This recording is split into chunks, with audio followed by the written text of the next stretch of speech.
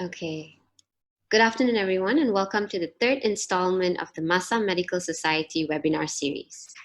Our topic for today is navigating mental well-being and concerns during MCO. My name is Danya, and I'm the president of MedSoc. A little bit about MedSoc. It was founded in 2010, representing over 800 students who are currently studying medicine at MAHSA University. Today, MedSoc has once again collaborated with Symphony Learning Solutions and Souls Health, a community-based mental health center which strives to deliver affordable mental health services. So without further ado, I'll hand it over to Luhan, the co-founder of Symphony Solutions, who will be our moderator for the day. Luhan? All right, thank you, Danya. Thank you for introducing. And also thank you for having us over here. So my name is Luhan and I'm from Symphony Learning Solutions. We are a training provider. And welcome to all of you for being here on this Thursday afternoon. So I'm very, very honored today to present to all of you this topic that is also very close to all of our hearts. And it's called navigating mental well-being and concerns during MCO. So just before we jump and dive right into the topic, just wanted to get a sense of feeling what do you all of you here understand by the word mental well-being? Could you just type a few words into the chat box so that we can get a sense of the audience as well? And we also know that there are a number of you, majority of you are students, but there are also some member of faculty and also I think in the members of the public here as well. So if you could just hop into the chat, if you can find where the chat box is. Yep. So here you go. So just share with us, what do you understand by mental well-being? Just a few words of what comes to mind, All right. Okay. Could you guys find the chat box? I'm getting a bit of feedback here. Hi, yes, okay, hi, yeah, okay. So just start sharing. Just type a few words. What comes to mind when we say mental well-being? What does it mean to you? And I know a lot of you are medical students, so is it something that you've learned before? Is it something you're familiar with? Or is it something very new to all of you guys?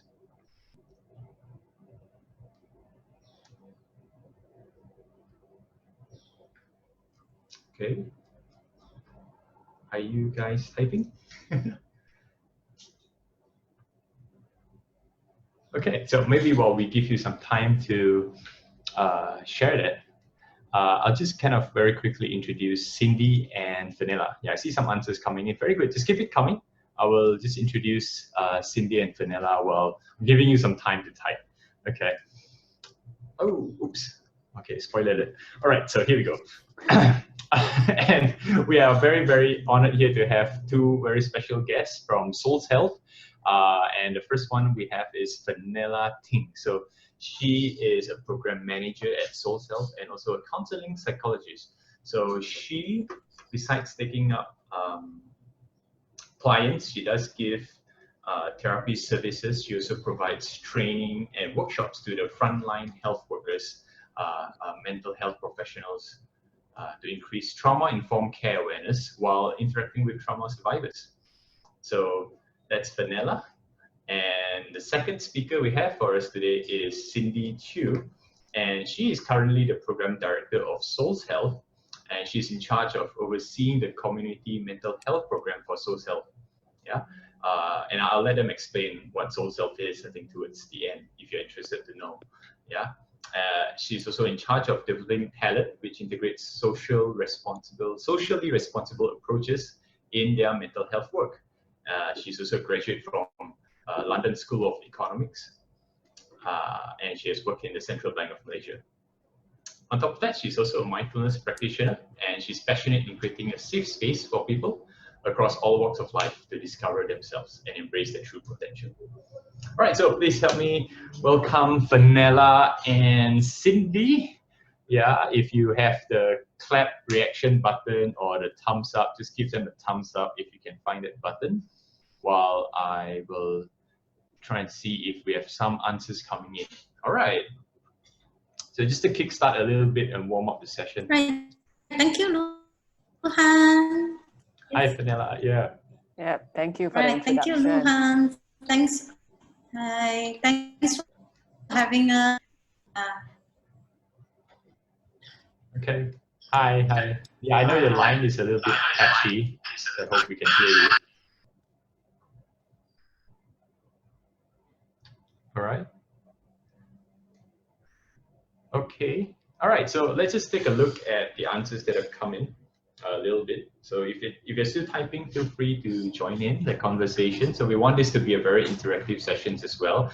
We're going to have some very practical tips to share with you. Vanilla and Cindy has prepared some experiences for you. I am trying to log in with my phone now. Okay. Yeah, I hear you, Fenella. Yeah, technical issues happens. Yeah.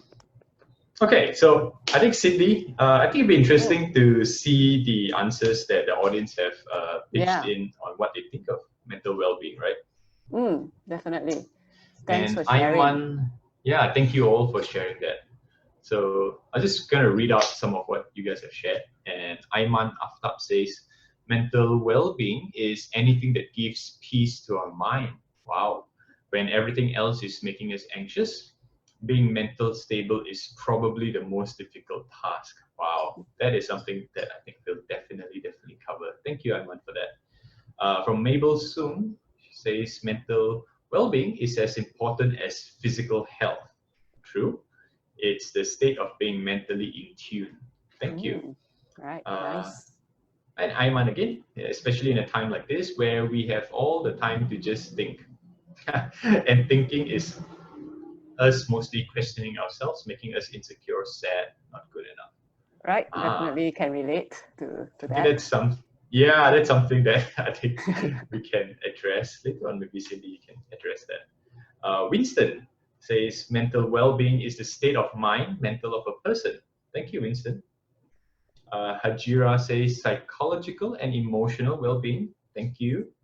Tasha says mental well-being is our ability to maintain a healthy mind and to cope with all life challenges. Oh, I like that last part. It's not just having a healthy mind, but coping with life challenges as well.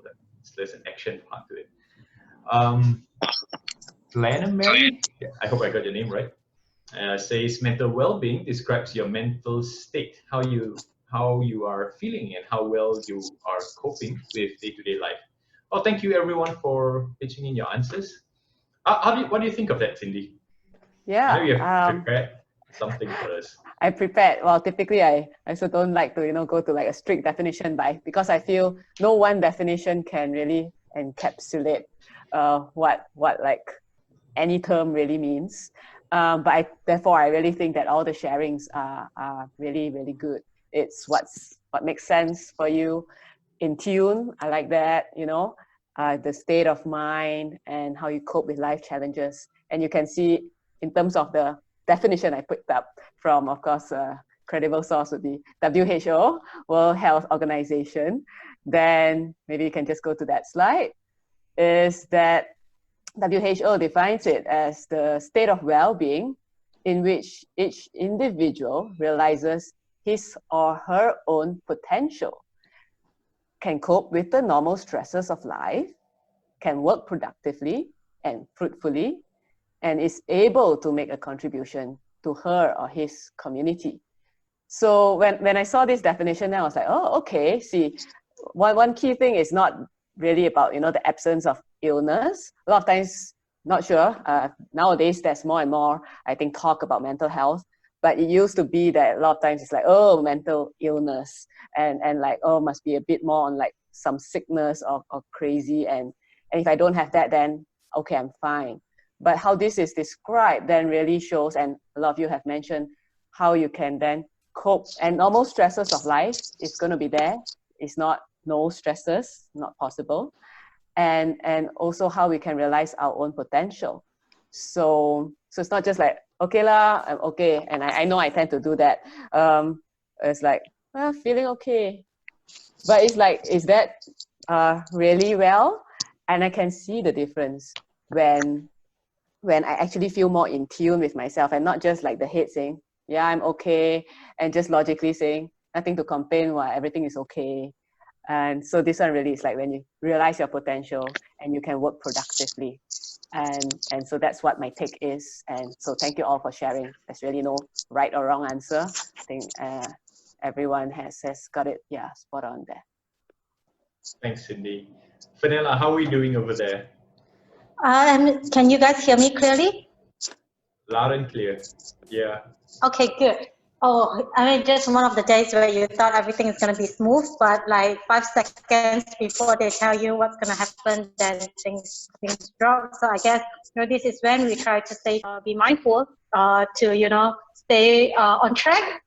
Don't get stressed out, like Cindy said. Practice cope with normal stresses of life, like the definition. So I'm hoping that I'm doing what we are sharing by demonstrating that, okay, I'm calm, I'm here, and yes, and just in case you guys can't see me or you can't hear me clearly, Luhan or Cindy, please give me a heads up. All right? Okay. All right. Definitely. All right. So far, so good. Thank you, Fenella, on that. I think why this topic is so interesting is because I think during the MCO period and where this COVID-19 situation just kind of blew up in the beginning of the year, everyone was obviously very concerned about physical health, physical well-being, and I think that's for obvious reasons. But I think something less talked about is also the mental well-being of people. So how do you see this, affecting people around you? Because Cindy and Fenella, you are very involved with the community aspect of this mental health. So do share with us what is your experience, your personal experience with the community during this period. Sure. Fenella, you want to go first? Fenella, you there? Okay, Yeah, all right. I'll start first. Okay, yeah. So I mean, it doesn't discriminate. Of course, when we say we are like providing for the underprivileged, meaning like those who can't. Sure. As we can tell, yes. Okay. He may not be hearing all the time, I think. Okay, shall I just continue? Yep. Fenella? All right. Okay, so yeah, so we provide our services programs to a wide range of community, but maybe I can just speak in terms of like the community program that I'm involved in, which is like with the low-cost housing areas. So I did like have a phone call, chat with them, like how are they doing? And it's very practical things that happen, right? Like loss of income, jobs, and then not sure what way the future bring. And so that adds on then to the mental stresses and living in cramped housing conditions. That means you can't really go out, cooked up with a lot of people in the house, your space and all. So just from that point of view, just sharing, but doesn't mean that you have bigger space and loss of income that you didn't feel it. Like for example, a lot of my friends and also it's like, oh man, working at home, and especially those with children, working at home while caring for children, it has been a lot to handle. And now it's released slightly, right? So that's of course a bit different, but in general, yeah, that's quite a lot of things to handle during the whole period. For myself also, it was very uncertain because if you remember, initially it was 2 weeks, and then we were thinking like, okay lah, we'll just sit this out, and then 2 weeks later it's business as usual kind of thing. I guess we didn't really realize how serious it was because I run a lot of training, so all of our trainings have been face to face. So obviously we've been affected to a certain extent, and there was a lot of uncertainty and pivoting along the way. Fenella, just doing a quick check. Are you there? Can you hear me? I'm here. Yes, I can hear you guys loud and clear as well. Okay, wonderful. So how was the MCO period for you and people around you? What was your experience like? In general, for me personally, actually, I feel really grateful with the ability to actually maintain my basic needs without have to struggle, and able to have the support from the family, as compared to some of the people that I heard, or I know that they struggle with a lot of the due to the financial instability, and all these uncertainties. You struggle with a lot of anxiety, and all these stresses in life. So I feel that for myself, I'm able to cope average, I would say average, in these situations, because this is a new normalcy. It's a new thing for me and a lot of people as well. So but in my process of adjusting to this change, I'm glad that I get the support from my team of colleagues, and as well I'm able to practice some daily routines and incorporate some structures into my daily life. So yeah.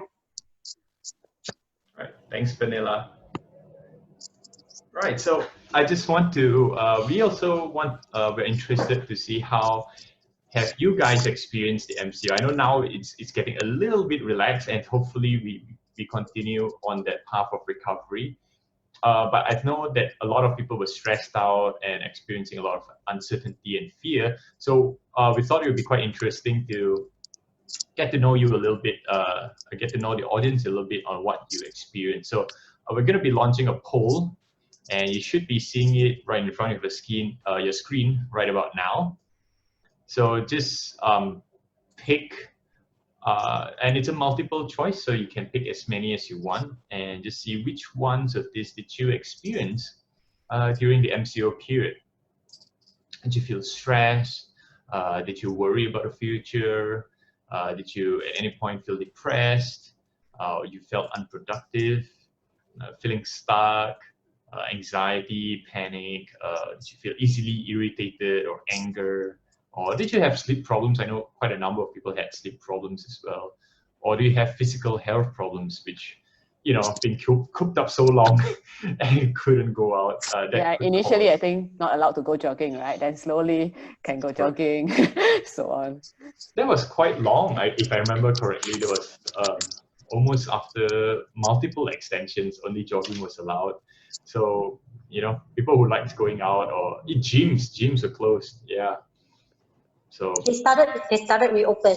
However, there are some SOPs and a lot of new regulations that you have to follow. Again, like changes that you have to follow in order to be able to go to the gym, and yeah. Right.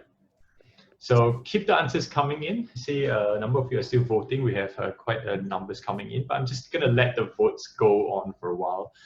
If you have not voted, just please do so very, very quickly. Let's share with us. Anonymous, so don't worry. Totally anonymous. Yeah. And I also Dana. I hope I get it. Danya. Oh, okay. Danya. Do you have the info of are most of these people students? Are the audiences today students or public or faculty? We've got a mixture. We've got a mixture of participants today. So majority of them are students, but we have a few people who are not from the medical line, staff members also. So it's a pretty good mixture that we have today. Thanks, Danya. No worries. Right, because it was just interesting, I think, to see how does it affect students versus a working adult, who has more commitments. All right, so I'm gonna off the poll in like 5 seconds. So please answer if you have not given your answers, and then we'll together take a look at the results. So key in 5, 4, 3, 2, and 1. Okay, so poll has ended, and let's take a look at the results. All right, very interesting. Feeling unproductive. Wow. It's so number one, highest. 69% feeling unproductive. And panic is the lowest. Okay, that. No Panic. Right. The lower. I guess Malaysians are a chill lot, huh? We don't we don't panic buy and stuff. But interesting. So worry of future number 2, I would say. Yeah, that's obviously very very clear. Oh. And stress is, I think, number 3. Okay, so this is very interesting. So if anybody of you would like to maybe screenshot this to save keep this for any of you could do that. I'll do that as well. Right. So give us a comment, Cindy and Vanilla. What do you think of this? Yeah, feeling unproductive. I mean, for me, and stress, right, and worry of future. For me, I think I relate a lot with thinking a lot, like, okay, am I doing enough? And then a lot of time to see Facebook also and compare myself with others. It's like, hey, other people doing this. Wow, other people starting online kind of stuff, so quickly. Then it's like, hey, what am I doing? What are we doing? So and daily life, right? Waking up and not having to commute now, technically also having more time. So I can relate, but at the same time, I personally was very thankful that there was also different supporting factors for me. Like I stay with my parents and then family members, friends who we then started some practice, and soon realized that online group practice, to come back to like online, for example, mindfulness group practice was like, wow, okay. So a very stabling force. So it's like, okay, there can be all thoughts haywire or stresses or worries of future. And then it's like, okay, what's happening here? So coming back to, hey, actually, things are fine. So that's just sharing a bit. But then, of course, go on in daily life again and then worry again. So the cycle continues. But we can talk more about how then the coping or the practice that helped so far. And it's a continuous journey, of course. So yes, can relate to a bit of everything, honestly. Yeah. Just let Vanilla continue on that. Yeah. Yeah, besides what Cindy mentioned, with extra time, not knowing what to do, we had a conversation with Danya too, knowing that a lot of our participants today, they are fourth-year medical students. They have, approaching to graduation and then step up to the real world to do what you want to do. But with these situations, definitely it is a hinder because as far as my understanding, a lot of you guys are not able to do your practice in the hospital, and you're only allowed to do that. And perhaps you will have to, jump into the real world without giving this period of time to actually practice. So perhaps a lot of worry about the future and the stress is coming from there, and somehow that might be able to relate with you feeling unproductive because you do want to do something, but with what is going on right now, you are not giving the chance, you are not giving the opportunity to do things. So it's like a circle that it kind of makes sense that we see these top three these top three answers. You can see a pattern. It is related and in a way. So yeah. So take a deep breath, guys. Let's do this together. Yeah, thank you, Cindy, Vanilla. Yeah, I think it's definitely very real for myself and people around me as well.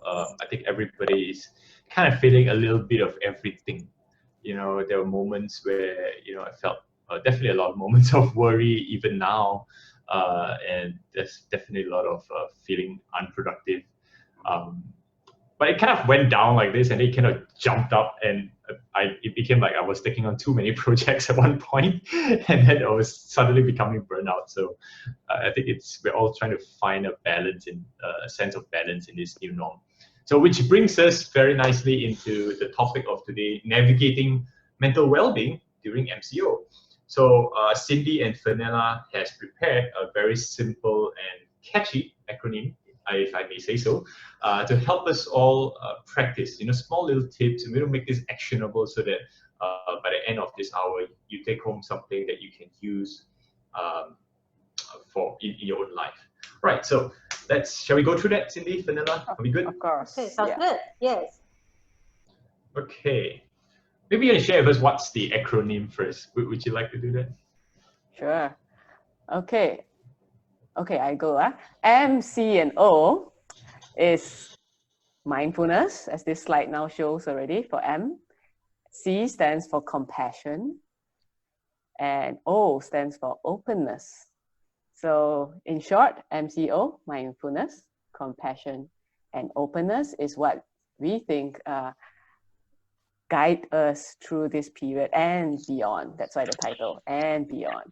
So let's take a look at each of it slowly. Yeah. Okay. So shall we start with the first one? Okay. All right. So for M, for mindfulness. So as I briefly touched upon just now, when I started to worry or think like, okay, compare myself with others, like judging myself. So thoughts like, okay, why am I, and then I start to think like, why am I thinking so much? I don't want to, it's tiring, but I can't help to get out of that cycle. Okay, so then the practice of mindfulness, or like I think one of the chat earlier mentioned, like during times when we think a lot, right? Mental stability is so difficult, although it's important, something like that. So I'm really grateful that mindfulness practice for me is, surely there are many tools, but one of which is like just coming back to the breathing, coming back to the 5 senses, right? That's the present moment. Because thinking about things can really be way to the future and way to the past, and looping and looping and looping. Like, why like that? Why not like that? Why can't I be like this? I thought I learned already, but still happening. Really endless. So then it's like, okay, come back to the breathing. Come back to feeling the body. Or if it's too overwhelming, taking a little bit of a walk or maybe a jog, do some stretching and stuff. And then it's like, okay, I can hear things. I can feel things. I'm here. Nothing's really happening right now. And then the mind calms down.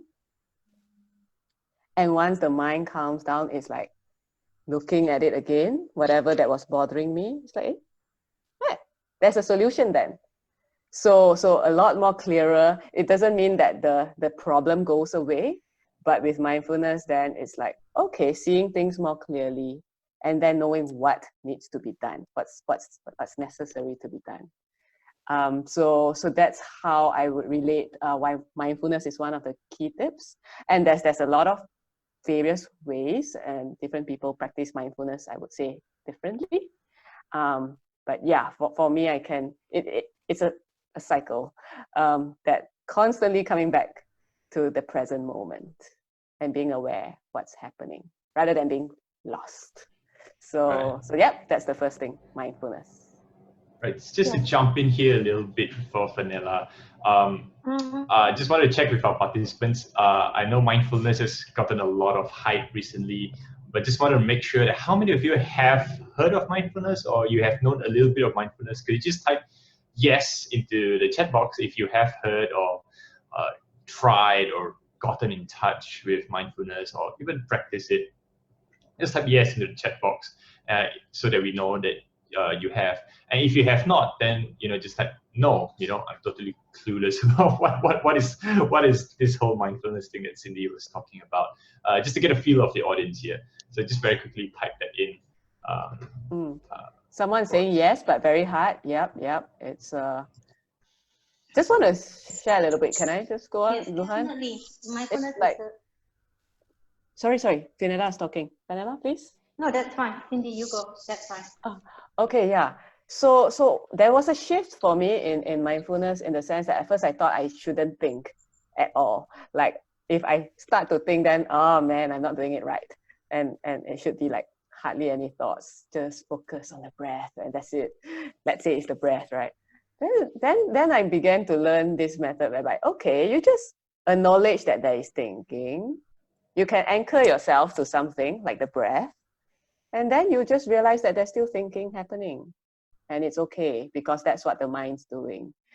And then it became like, oh, it doesn't mean that I'm lousy, if I still keep on having thinking. And then after practicing for so long, my mind still keep wandering, then I'm damn lousy lah. So then it's like, oh, okay, you just need to be aware that that's happening.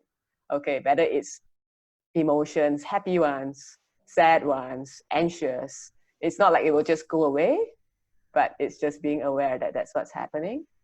And then, yeah, coming back to maybe calming the body first, and then the mind calms down. So yeah, just thought of sharing a little bit more, at least the misperceptions that I had, at least on on this, and why I really struggled.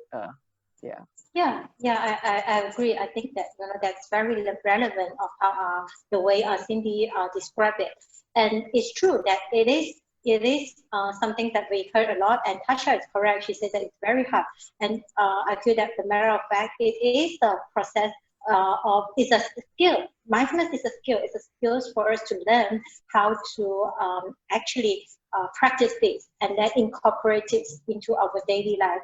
It's not something. It's not just that saying that, oh, I practice mindfulness and then mindfulness just comes. You need time, you need effort to actually put in this. And yes, actually, I see a lot of our participants is familiar with mindfulness. That is very good. And just to ask also Cindy and Vanilla, so how can someone practice mindfulness in this sense then? Is there something that you could share, for those who are new, or those who are saying it's hard, and there's obviously a lot of different ways of practicing it. So is there something that you could share with the audience today? Yeah, definitely. Basically, in general, when we talk about mindfulness, a lot of things that we already know. Some of the mindfulness activities is like mindful breathing. That you don't judge. You don't judge your the process. You just be with the body, be with the feelings, be with the emotions, be with the thoughts during the process. Perhaps similar to sitting meditation, or there's mindful walking meditations, or even there are mindful eatings or mindful body scans. So maybe I can suggest one of the things that we can do. We'll take a quick 2 minutes of this experiential exercise as what we see on the screen. And if you, I know that I off my screen because my line is not stable. So some of you, if you would like to turn on the screen, feel free to. Otherwise, I would like to invite you to join me in this 2 minutes mindfulness exercise. You can begin by sitting comfortably on the chair. If you are sitting on the chair, make sure that your feet are firmly supported by the ground. If you are sitting on the floor, perhaps you can cross your legs and then make sure that you're sitting in a comfortable position. Okay, now I would like to invite you to put put your left hand on your heart and then the right hand on your belly. Okay, just regular breathing, just breathe as so breathe as if you're listening there, and then just normal breathing. Okay, normal breathing.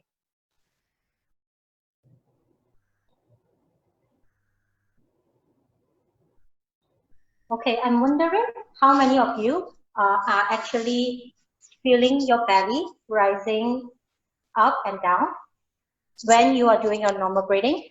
You can have some self-observations. And then from now, I want to make a comparison. Now. When you tune yourself inwards more, be more aware with your own breathing, be more aware with your body. I want you to feel if there's any difference in this process of is there any changes when you're breathing in and out. And along this process, you can follow my count. I will do a count to 4, and then you can follow my count, and then you can begin to feel if there's any changes in your breathing, and if there's any changes in your sensation after this breathing exercise. Okay, you exhale out. Okay, ready? Inhale. 1, 2, 3, 4. Exhale. 1, 2, 3, 4. Inhale. 1, 2, 3, 4. Exhale. 1, 2, 3, 4. Inhale again. 1, 2, 3, 4. Exhale. 1, 2, 3, 4. Last inhale. 1, 2, 3, 4. Exhale. 1. Feeling the sensations of your belly. 2, 3, 4. Then you can go back to your normal breathing. Go back to your normal breathing.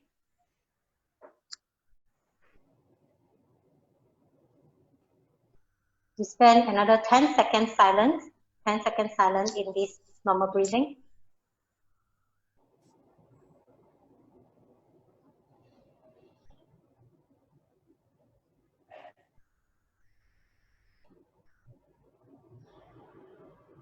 Okay, when you are ready, you can slowly let go your hand, and I slowly invite you to open your eyes.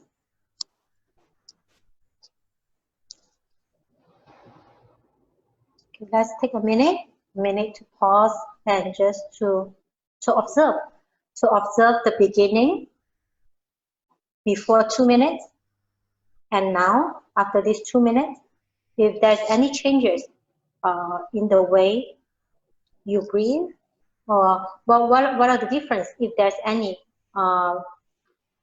before you'll be more aware with your belly rising up and down as compared to your regular breathing.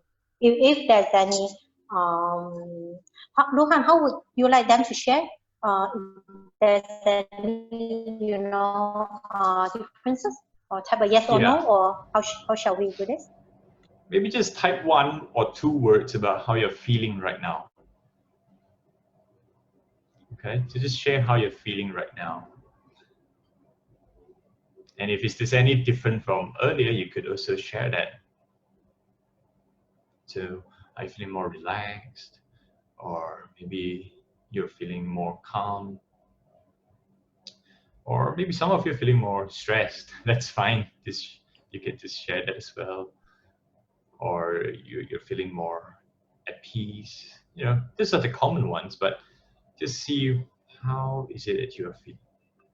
Okay, maybe while they are typing, I can share.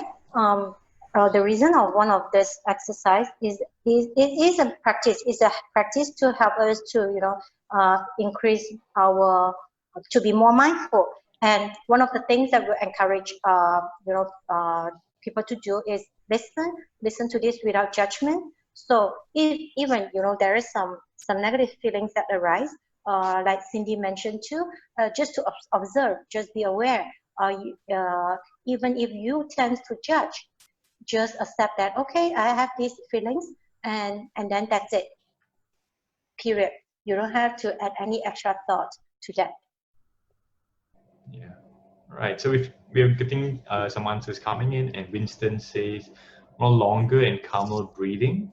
Okay, thank you. Johnson Jr. says relaxed and sleepy. Thank you. Yeah, it's afternoon, so. Wen Hui says more mental clarity. Nice, thank you. Ayman says sleepy. Thank you. Wei Shen, refreshed. Danya, a little more in tune with myself. Aisha, calmer, relaxed. Thank you. I thank you all for sharing, participating and sharing your experience with us. And like what Cindy and Fenella mentioned, mindfulness is not about judging. In fact, it's the opposite of that. It's a time that we stop judging, and everything that you say that's true to you. That's fine. It's fine. It's just coming to awareness of it. Sometimes you're already sleepy. before doing the mindfulness, but you didn't realize, right? But after doing it, it's like, oh, actually I'm sleepy, and maybe you haven't slept very well for a couple of nights now. You know, you suddenly realize that, I'm actually tired, I'm actually overworked. So mindfulness kind of helps you come back to the present and kind of realize what's actually happening. Then you can have that clarity, like a number of you mentioned, mental clarity, to do what's next. All right, so shall we move on to the next one? Just a little mindful of time, so we're going to go a little bit faster here. All right. Okay, so we got MCO, and the second one is C. Cindy or Vanilla? Would you like to elaborate on this? Vanilla. Vanilla, go. I go? Okay. Yeah. All right, so I'll jump in. The second C that we would like to share is compassion. So, if a lot of you, I assume a lot of you heard about what is compassion, and if you Google it, there are a lot of different definitions that is similar in their own way in explaining this. So in general, what I found of the technical compassion being defined is it is very similar with empathy. However, it is more than a little bit more than empathy, according to the Association of the Psychological Science. They define compassion as the emotional response when perceiving suffering and involve an authentic desire to help. So I guess the key part here is that it is taking action to help. So whether is it to help yourself or to help other people. So in our situation here, I would like to just share something very relevant to how I am practicing compassion with myself. And I'm hoping that that will be helpful to you too. So basically, I practice these three simple things, which is very basic. It's back to the basic. So to make sure that I have adequate and enough sleep, I exercise. I maintain, exercises, and I practice eating healthy eating, balancing meals in my daily life.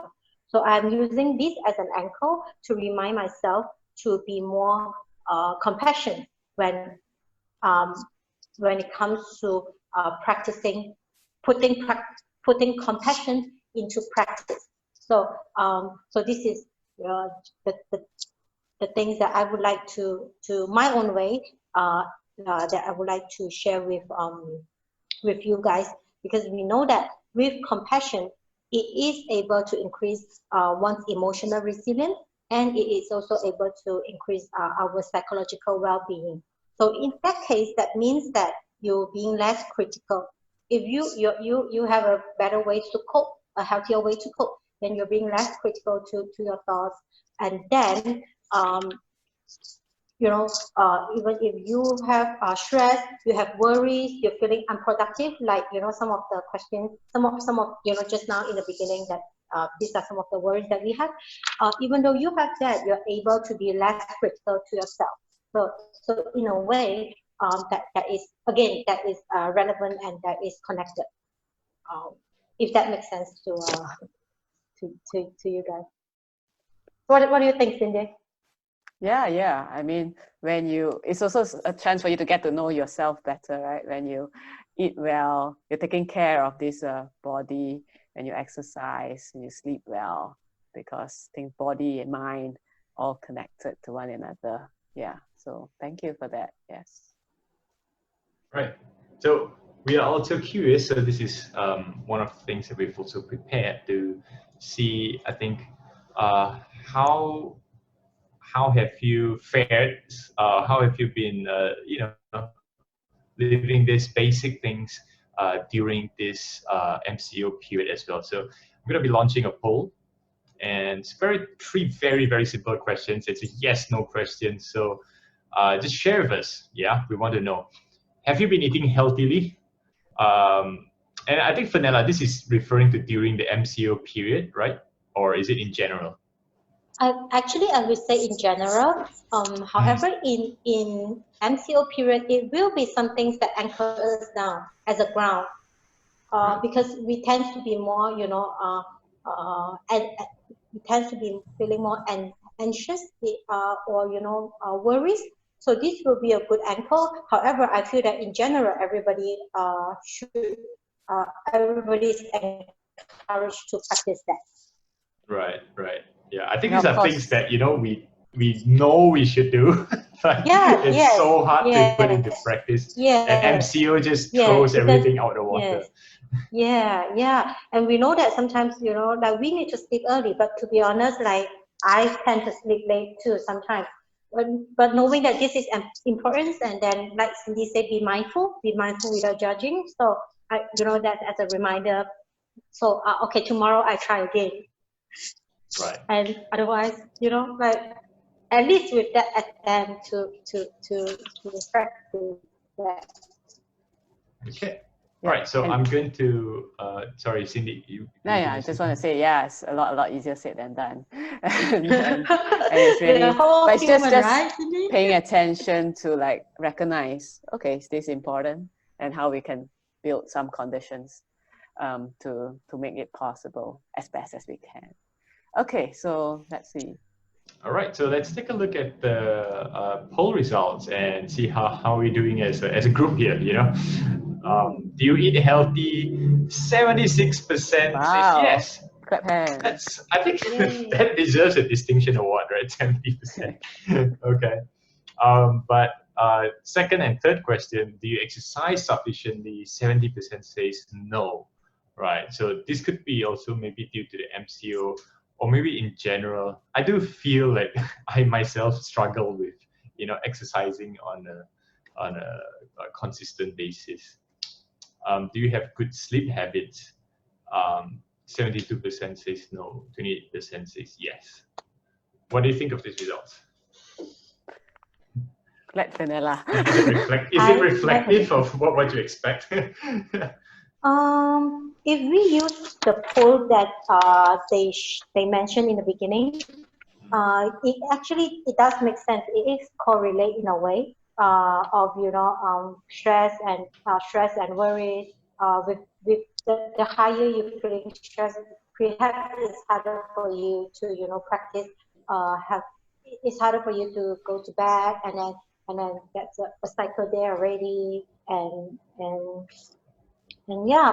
But in general, it's something that we need to build into our daily routine. It's not that, okay, I'm doing this today, then I'm saying that I want to do this today, then tomorrow I'll do it. So I feel that it takes some self-discipline as well as self-determination if we want to do that. But of course, it's something that we recommended that to at least try to practice that 3 times a week of exercises, if not 2, at least just move your body.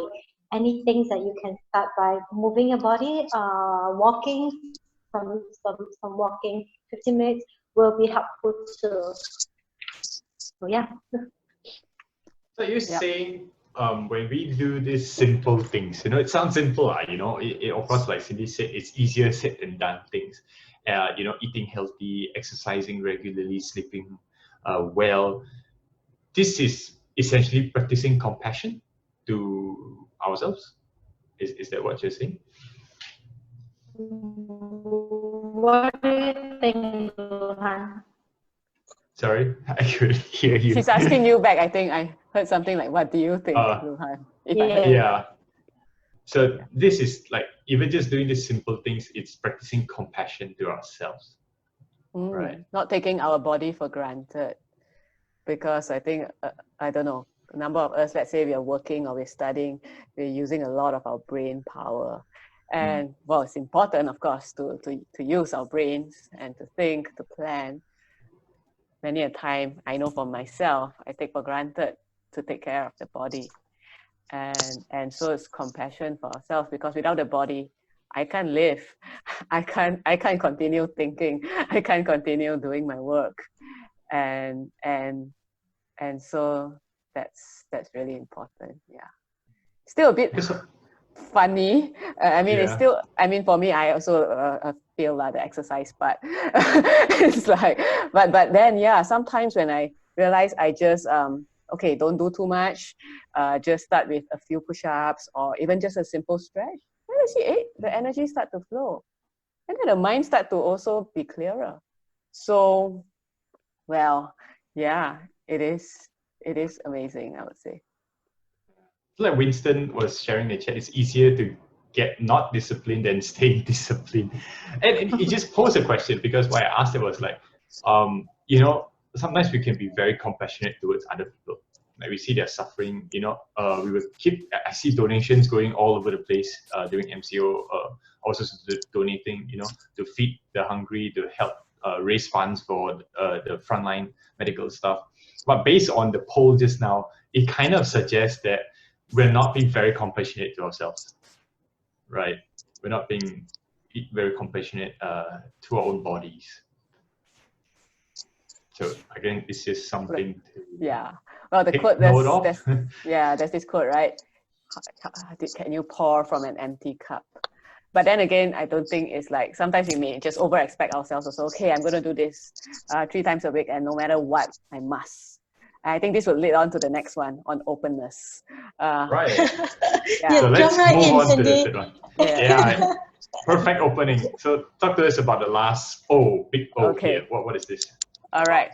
So the thing about, at least how I view openness and why I feel it's important to be open, that it's not just one way to do things. So not to be too rigid.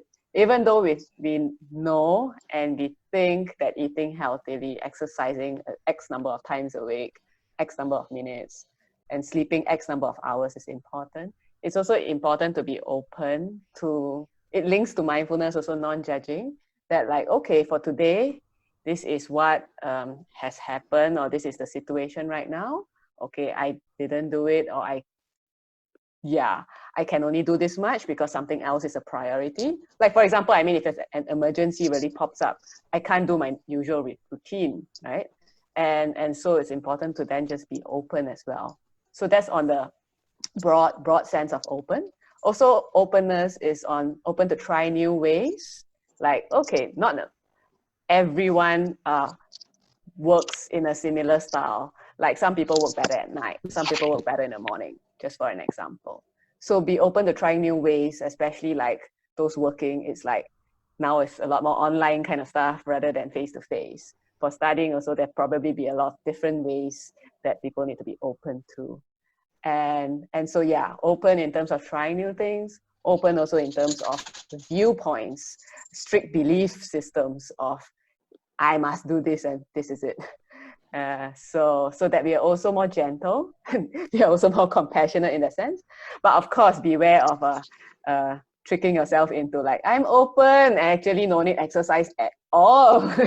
So fine. And then you need to check a bit this openness, is what. But yeah, that's the broad idea that I'd like to share. Vanilla, what do you think? Do you have anything to add towards this openness?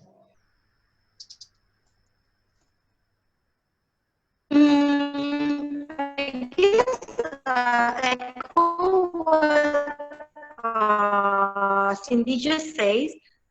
There's no one way of doing things. It can things, especially in this new normalcy. It is you need to be open to see a variety there.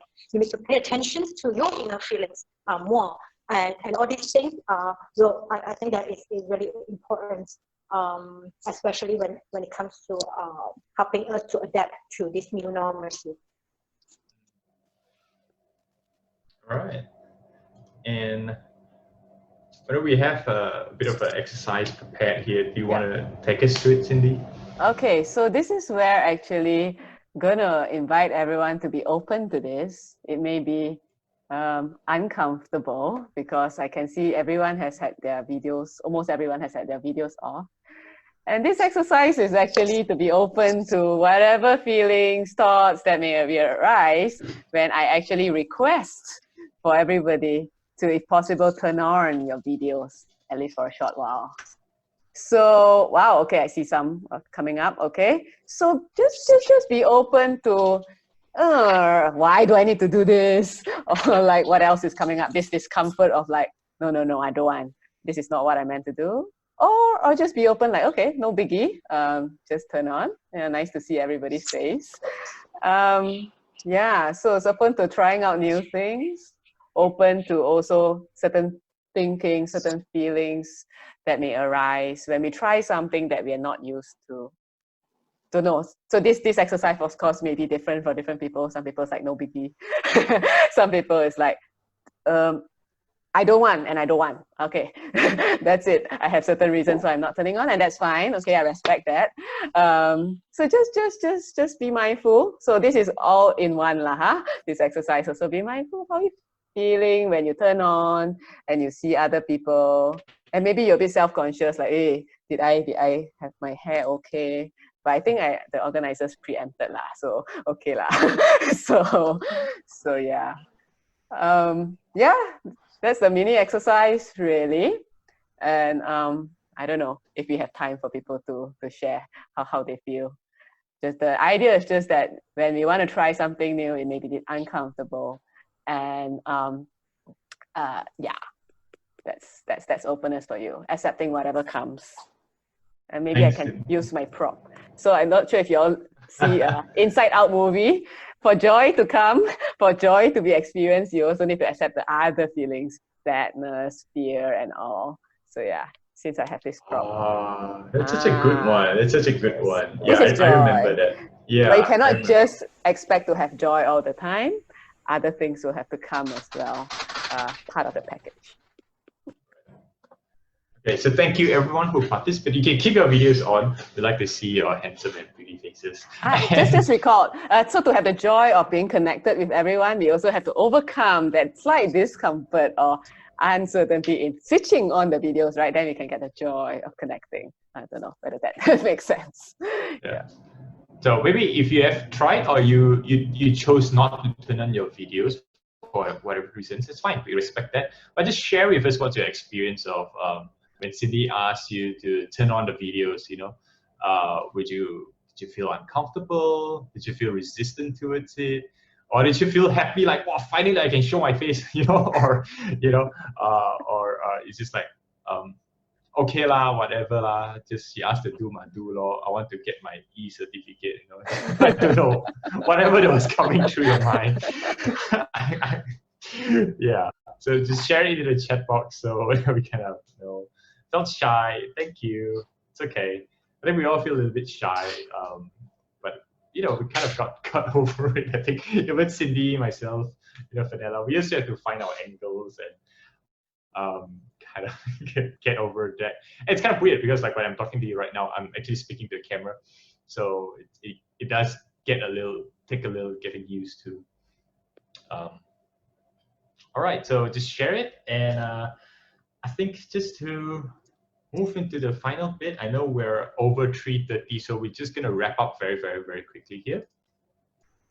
Okay, so we know that now that the MCO is more relaxed, we've moved into our MCO, right? So Cindy, Fenella, so is this still relevant? Is this still applicable? You know, now we are relaxing the MCO. Fenella, are you there? You're able to take this? Should I need to go or you like to go? Go ahead. This is the idea, Cindy, and you want to surprise them with what is R? Sure. Okay, come. It is both together. Okay, let's go to the next slide. So R is definitely relevant because you got to remain and repeat mindfulness practice, compassion, and openness. Whether it's before MCO, during MCO, or after MCO, all this still are relevant. Okay, it doesn't just stop like after MCO over, then we don't no longer need to be mindful, compassionate, or open. All the more we need to continue. So yes, remain and repeat, and that's how we are proceeding during this RMCO period and beyond. All right, thank you so much. And very quickly, we promise for we'll stay back to take some questions. Is that all right with you, Cindy, Fenella? we just Yeah, stay back for a sure. little while to take questions. So if you want to ask some questions, just stay back to all the way till the end. There's also a feedback that we're going to be sharing right about now. I think Daniel will leave it in the chat. So if you want to share with us your feedback, that'd be great. So we can, MAHSA Med Talk, and they can continue improving these events. But for those of the audience who are wondering, hey, what is Soul's Health all about? It sounds really cool. You're doing this community thing and mental health, psychologists here and there. What is this all about? Can you just take us through some resources? Sure. Thanks, Luhan. Okay, so a quick run through is something that Soul's Health with My Psychology has come up with, which is this Reach In online website. And so if you'd like to have access to various hotlines or resources, you can check this out. Do a simple mental health screening. Just a screening, not like a full diagnosis or anything. And we have a lot of blog posts there as well. And so this is a resource that's open to everyone, reachinonline.com. And next slide. So Soul's Health, we are located in Sungai Besi, and we have community programs, individual clients, and a lot of interns also that go through our doors. So as a community mental health service, we provide a range of services. Next slide. Focused on ensuring we offer behavioral health solutions, accessible resources, and really aiming to challenge the stigma surrounding mental health. Next.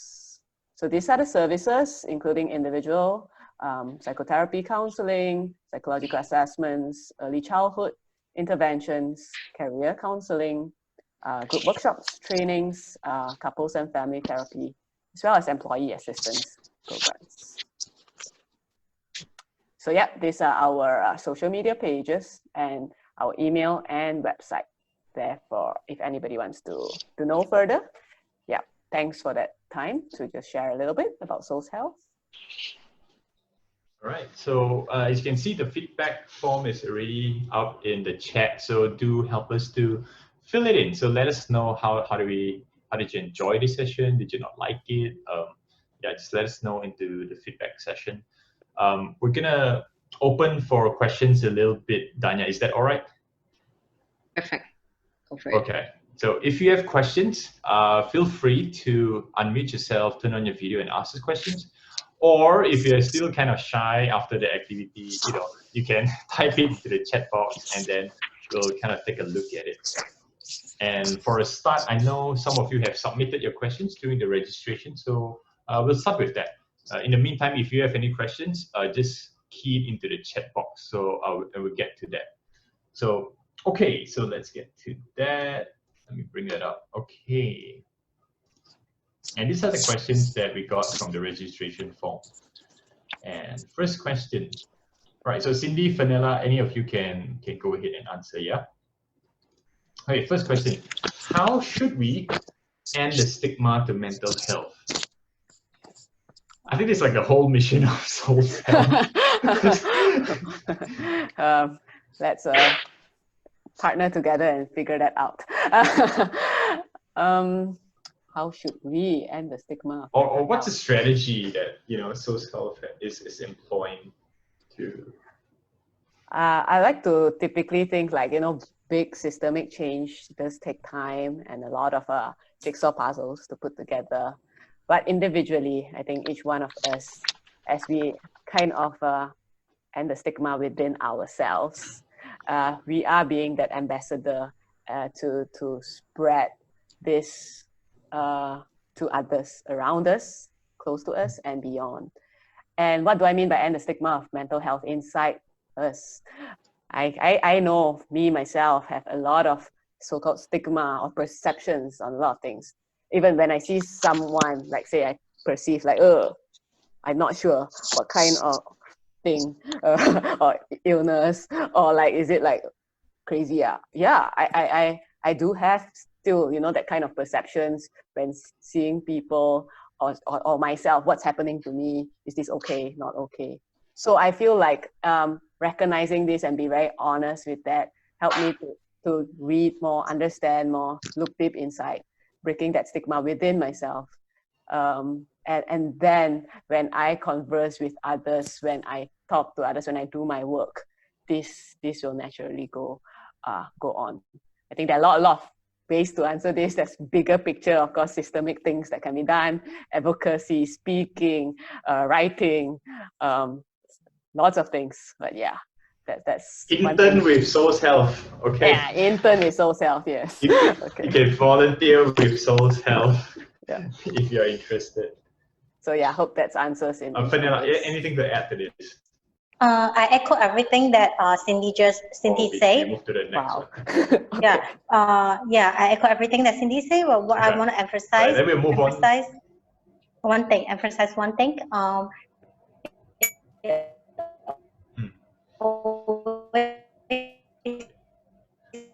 That's super suspenseful. Okay, sorry, Fenella, couldn't hear you lah. We can't hear you, Fenella. Okay. So if you hear this, Fenella, maybe share in the chat, type out in the chat, so you know. Okay. I'm just gonna mute her for a while. Okay, we'll move on to the second question. Yeah. What should one do if they are constantly feeling lonely when being isolated in any situation? We change the way you see mental health. Okay. Okay. Fenella has answered. Can you hear me better? Good now? No, not really, Fenella. I'm here. Can you hear me? Yeah. I think maybe you could try typing into the chat box, Fenella. Oh, she's gone. Okay. Okay.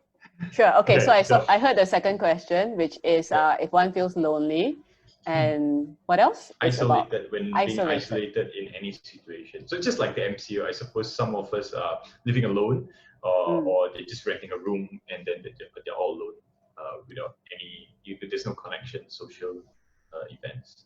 Yeah, for sure. I think sometimes, if you're always with people, you like a little bit of space alone for a while. But I think hardly anyone, I don't know if anyone really can stay alone for an extended period of time.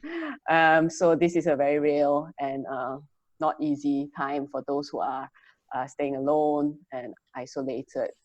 And one thing I hope that whoever's alone, isolated, is able to seek out some support of friends or family members, even if it's not face-to-face, hopefully over the phone or online. At least you can see the face. Because this kind of human, right? We're social animals. So we do need that kind of support from one another. I think when we focus on MC and O, that seemed to be focused on what we can do as an individual ourselves, which is important to develop that as an individual. But I think we did not have that time to touch on what we can do then for others. Similarly, compassion, not just for ourselves, but for others, and for receiving, being open to that network and support. So definitely, I would suggest that talking to someone, speaking out, if not at least writing things out, so that or walking, going when it's possible, right? Going out for groceries. At least there's hopefully people that you see, even though you're not living with them. Yeah, that's what I would suggest. And there are hotlines to call. And this does not mean that, when you call, you are in like serious trouble. Like, why do you need to call like a para counselor or something? I think any one of us at any point of time, and sometimes we don't want to bother our friends too much or our family members, don't want them to worry. Yeah, there are hotlines available, and reach in online. We have listed down a number of hotlines in different languages. So at least, get that kind of bouncing through what's the thinking in the mind. And then with a clearer mind, you can decide what you need to do. So that's my 2 cents. All right. Thanks, Cindy. I'm seeing here Duriarasan. I hope I got your name. You raise your hand. Do you want to ask a question? Could you unmute yourself if you want to ask a question? Sorry, it was an accident. Oh, okay. Okay, no worries. No worries. Nice to hear your voice. All right. Nice to know that we're not alone. But on that note, actually, I do feel like, yes, I think all of us can experience a sense of loneliness to a certain extent. Yeah, by even if you myself, stay with people, actually. Yeah. yeah. And what I'm trying to say is, so we keep saying social distancing, but it's actually physical distancing. So there's nothing stopping you from having that social bond through video calls or just regular phone calls. If people still do that. Yes, people still do that, but just Why not? call.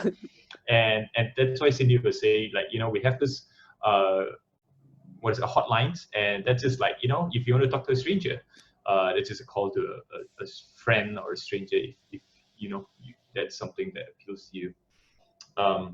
Okay, we have two more questions, so I'm just going to go through that.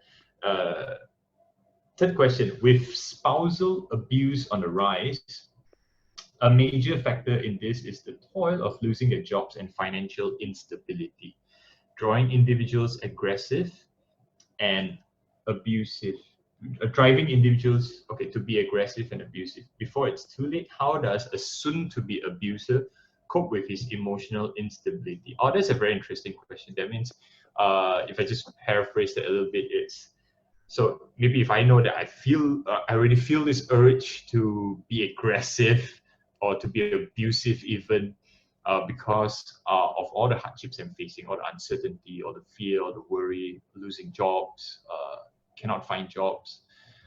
And I might just, verbally abuse someone or even physically hit someone, especially my loved ones. How do I cope with that?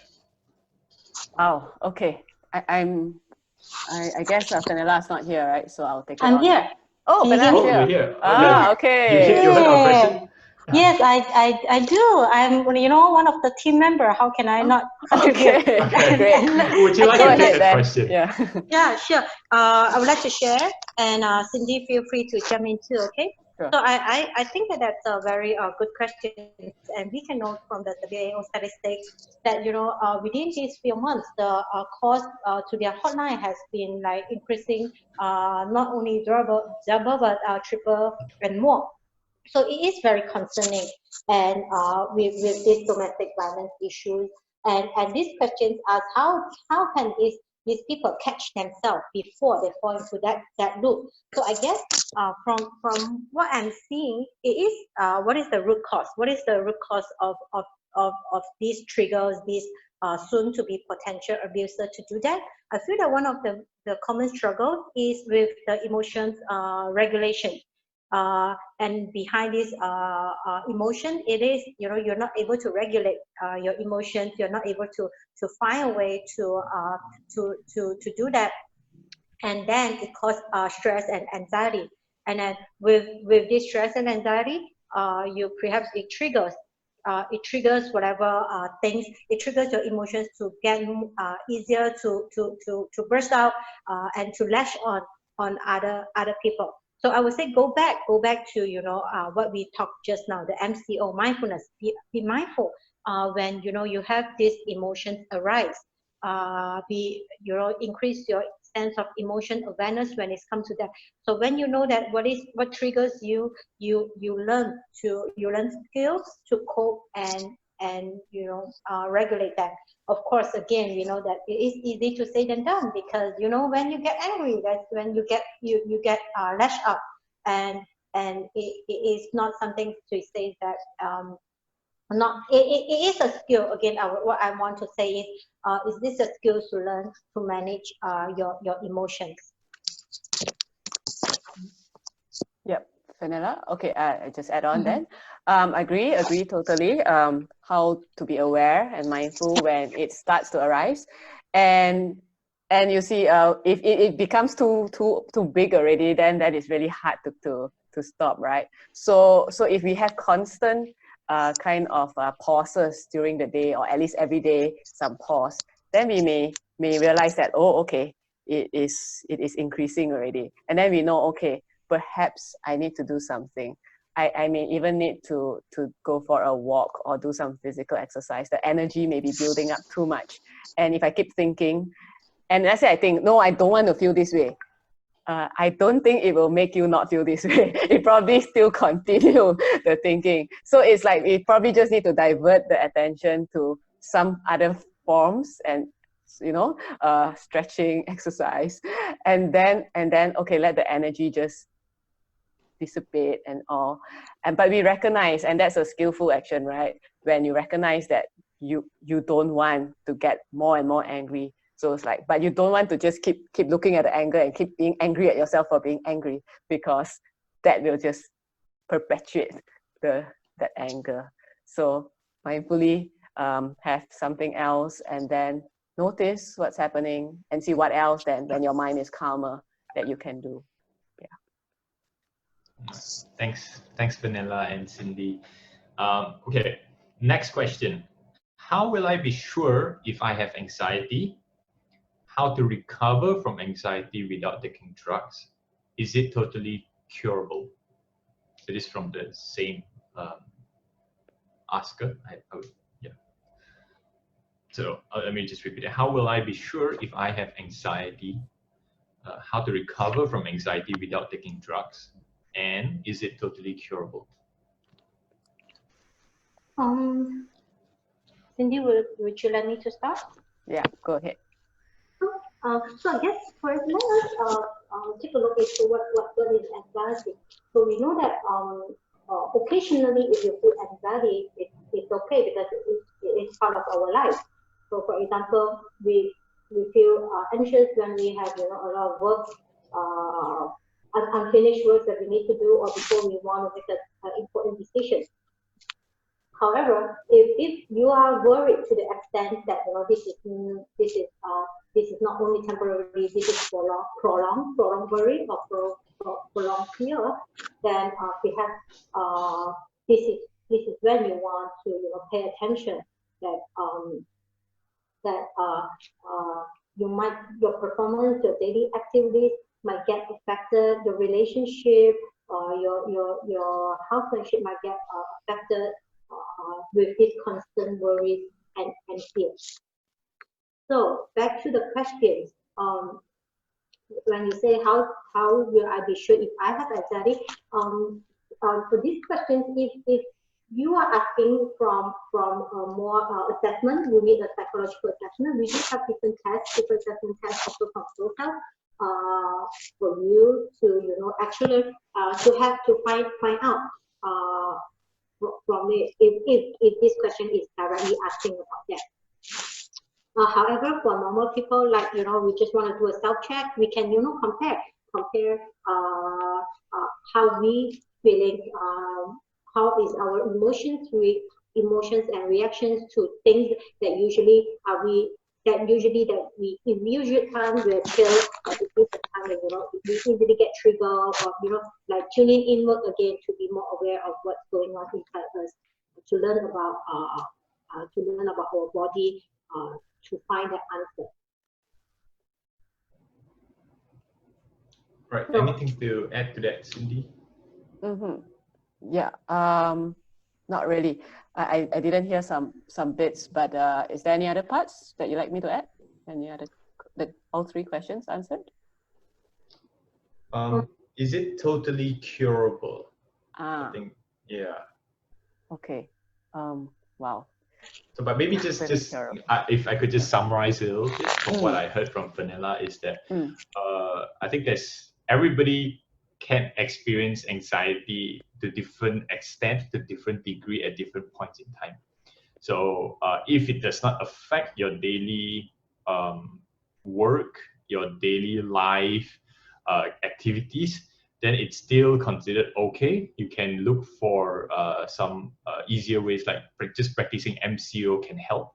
But if it's very severe, up to a point that you cannot function, you cannot work, you cannot study, you cannot even think, you cannot eat, sleep. or cannot sleep, then you need some professional help. So that's where you could try contacting Soul Self here, which I've shown on the screen, or any other mental health professionals out there that can professionally diagnose you. Yeah, so there's a professional level. And then how to recover without taking drugs. I think this is I think it would be depending on the situation. Right? Yeah. I think you don't really need drugs, right? If I understand, unless it is very, very, very severe. Correct me if I'm wrong. Yeah, some people might need the medication support. We will say that even though if you really need medication support, it will be good too if you receive the therapy support too, because this goes both hand in hand, and through different psychotherapy such as CBT or DBT ways you learn skills. The main thing is you learn skills and you practice that in your daily life, and that's how the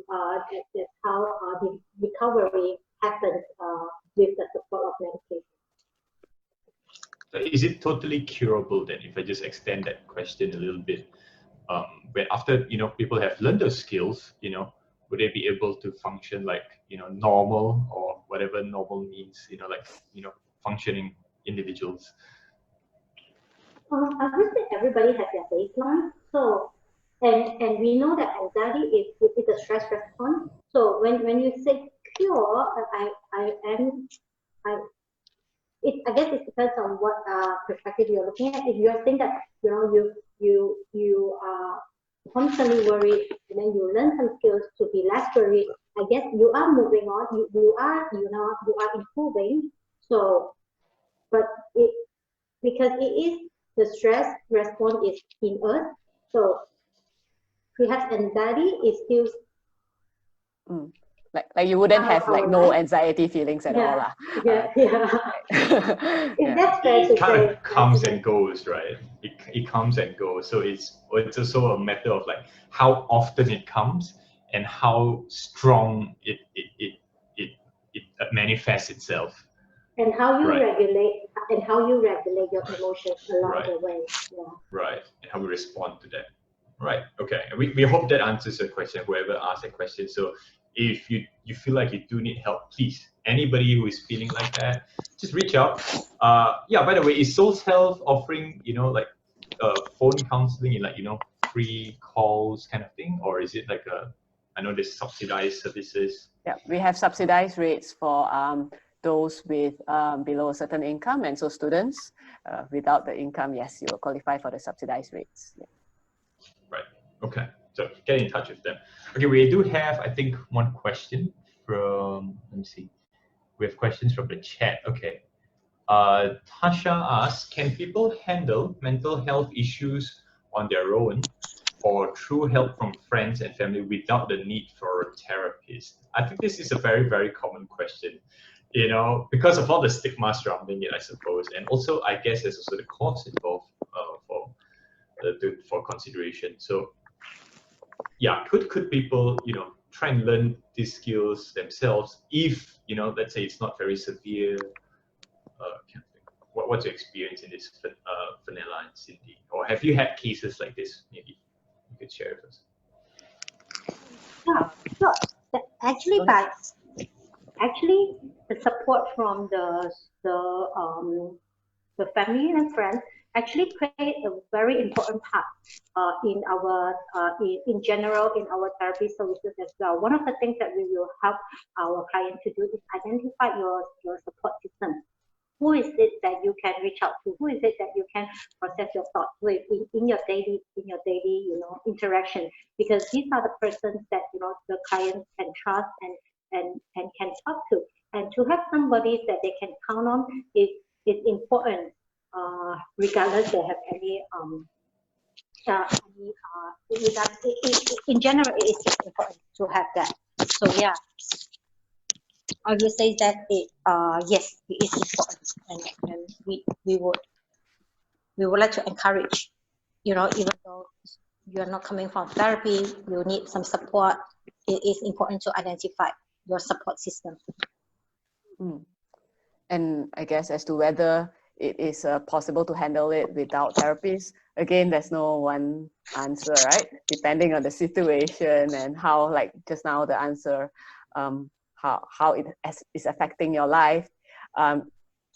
If there is okay enough support and things are, and it's not just about therapy, right? Like there's the basics like Felena shared, eating healthy, sleeping, exercise, all those things.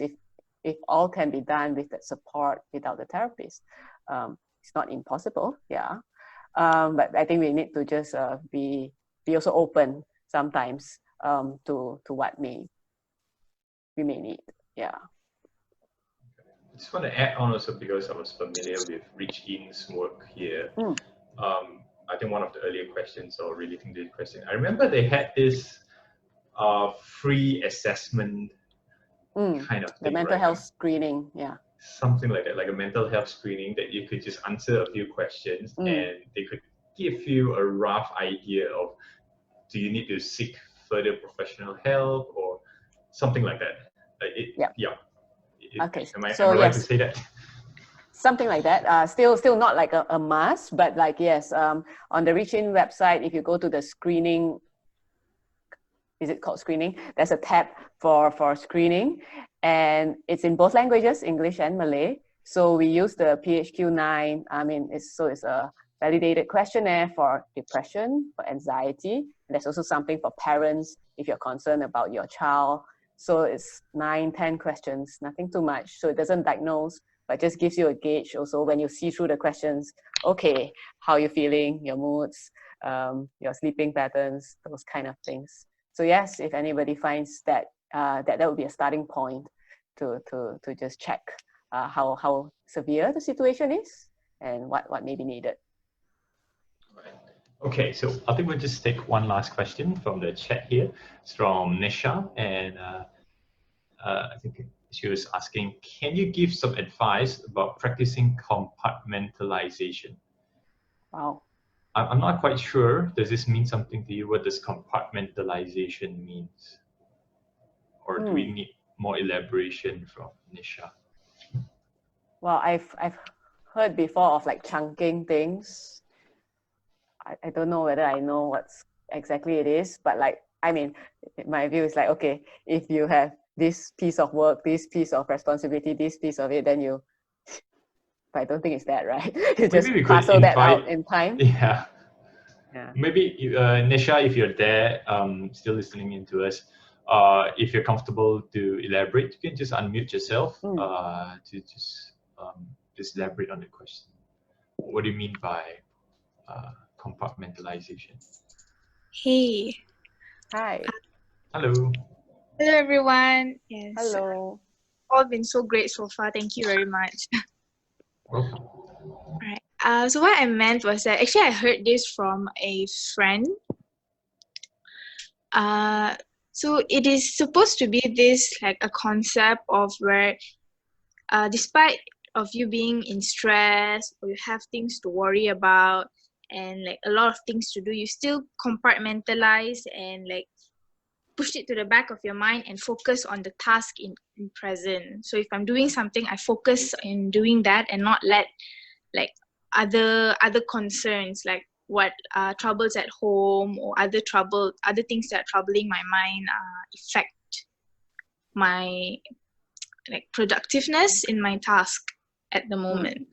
So yeah, that's what I briefly understand about it. But yeah, I would like some further like advice on like how to apply it better. Okay. And may I ask, Nisha, right? How have you applied it so far, and how have you found it? I've tried it, but I find it kind of hard to apply at times. Sometimes some things really can bother the mind, and like that, and it tends to affect like my focus sometimes. Yes. Okay. Things like maybe thinkings and worries, that kind of things bother, something like that? Yes. Okay, sure. All right. Thanks for sharing and asking that. Nisha, maybe I can try to go first. Daniela, you can see if you want to add. Sure. So for me, as I understand from how you describe, then I see in some ways it is important, or in many ways for sure, when we are, in a way, mindfulness, right, is being present here, right? So I don't know if you all came across this also, that when you are doing anything like sweeping the floor, you're really just sweeping the floor. And if you're washing the plates, your attention is on your washing the plates rather than thinking about, okay, what I'm going to do later, what I did just now, what I didn't do enough just now. But it's easier said than done, right? So if I just use this example first, not a working or studying example, like of washing the plates, which I find easier because of folding the clothes, because not so much thinking kind of work. It's like a great chance to just be in the moment and be with the body and mind at the current moment. And yeah, I mean, is at that point in time, is any sort of thinking or planning really necessary? I mean, if it was, then you set aside time lah to think and plan. But thinking will still happen while you're washing the plates, while you're folding the clothes. But the usefulness of just being in the moment is we are there, we're present.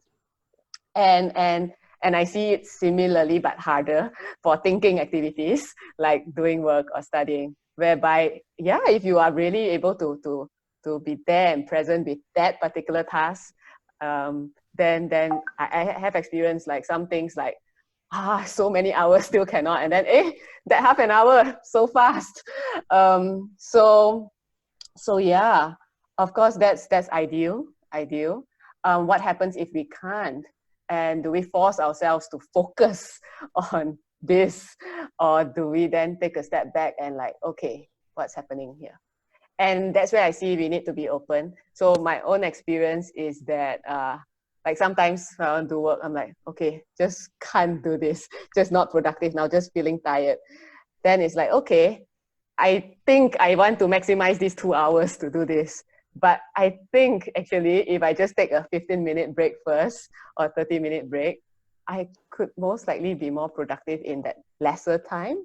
And from experience, because once, twice, 3 times it has worked, then I begin to feel more confident that, okay, it doesn't mean that I set my calendar, this 2 hours is this, or this 1 hour is this, I must stick to it.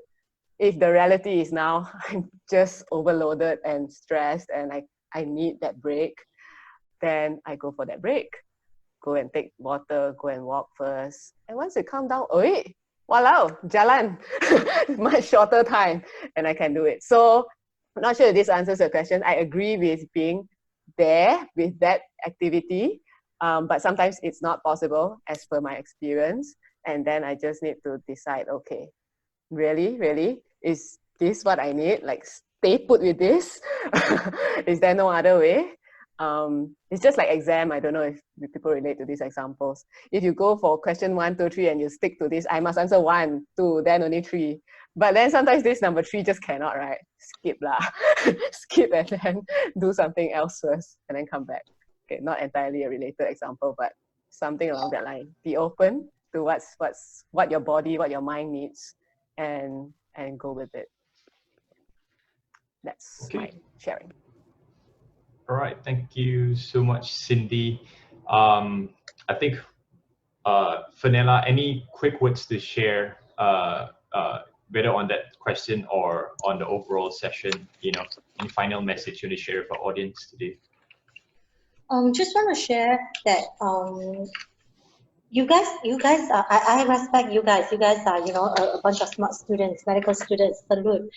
Just a gentle reminder, before in order to be kind and compassionate to others, I wish that all of us can start that from yourself. Be kind and compassionate to yourself, and yes, because that is really important to take care, to practice self-care on you. So I wish you guys fourth-year students, right?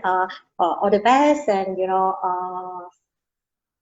save yourself, save the world, save life. Wonderful.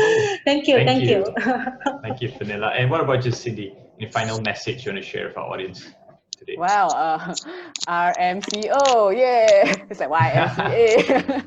Okay, yeah, I mean, it's an ongoing journey, and don't be too hard on yourself. We just come back and start again. Just keep going and don't give up. Yeah, so take it one step at a time. Thank you, and appreciate this opportunity. Yeah, to be here. Thank you, Cindy. Thank you, Cindy. Thank you, Fenella, for the wonderful session. And just on behalf of all of us panelists here, I just want to thank MAHSA Medical Society for inviting us, and thank you all for joining us and asking your questions and input. So we hope this has been helpful. useful for you, just remember to try and practice. If you want, reach out to us, connect with us on social media, and then we can continue from there. So with that, I'd like to pass back to Danya. Back to you. Okay. So now we come to the end of our webinar today. On behalf of MAHSA MedSoc, we'd like to thank Souls Health and Symphony Learning Solutions. We'd also like to thank our wonderful speakers of today, Janella, Cindy, and Luhan, for shedding light on such an important topic, which is mental health and how to actually navigate it during these trying times. We hope that you've actually found this session beneficial, and make sure you all stay safe, stay healthy. Follow us on our social media pages. As you can see, it's actually put up in the chat. And we hope to see you on future webinars. Thank you so much again to our speakers and to all the participants. Remember, mental health matters. So that's all from us today. Thank you, everyone. Thank you, Danya. Thank you, everyone. Thank you, guys. Thanks, everyone. Thanks, Bye-bye. Tanya. Thank you, Daniel. Thank you, MAHSA MedSoc. Yeah, all the best to those taking your exams. Thank you. Thank you.